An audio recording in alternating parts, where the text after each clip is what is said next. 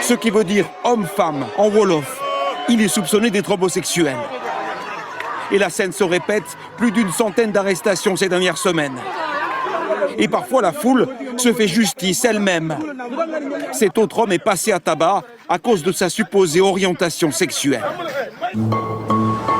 Alors, les homosexuels se cachent, comme cet homme qui monte dans notre voiture. S'il est reconnu, il risque 10 ans de prison pour acte contre nature, selon une nouvelle loi. À tout moment, tu te dis qu'on peut venir t'attraper et tu ne peux pas vivre. Tu es obligé de vivre caché tout le monde. Ça fait chier. Ça, c'est pas une vie. Avoir peur tout le temps, c'est pas possible. Vous ne rencontrez plus personne? Personne depuis le début des événements. Il n'y a plus de rencontres. Souvent, les homosexuels préfèrent être arrêtés que d'être pris à partie par la foule ou par leurs voisins et risquer un lynchage sur la base de simples rumeurs. Là, quand on voit ces images, c'est plus que de l'homophobie, c'est carrément de la haine. C'est de la haine et on les a nourris comme ça.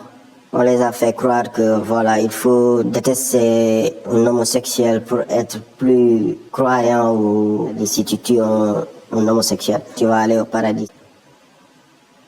Tu aimes les femmes ou tu aimes les hommes. C'est un truc personnel. Ça te concerne et ça concerne toi et Dieu.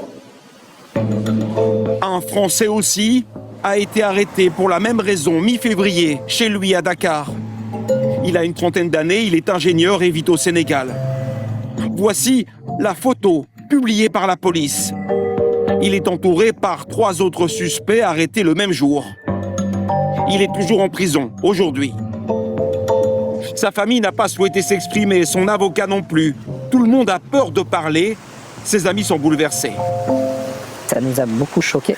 Et après, quand on a appris les circonstances de l'arrestation, ça nous a choqué encore plus. Parce qu'en fait, ils ont frappé à la porte, il a ouvert, ils l'ont chopé, quoi. La tactique qu'ils utilisent, qui est en fait la rafle, quoi. Au Sénégal, pays à 95% musulmans, l'homosexualité a toujours été largement rejetée. Une loi existait déjà depuis 1966 pour réprimer les actes homosexuels, mais elle était peu appliquée.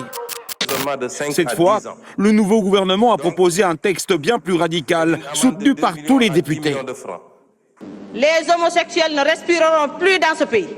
Nous considérons que les valeurs LGBTQ constituent un poison culturel savamment inoculé dans notre peuple. Dorénavant, les actes homosexuels sont punis de 5 à 10 ans de prison ferme.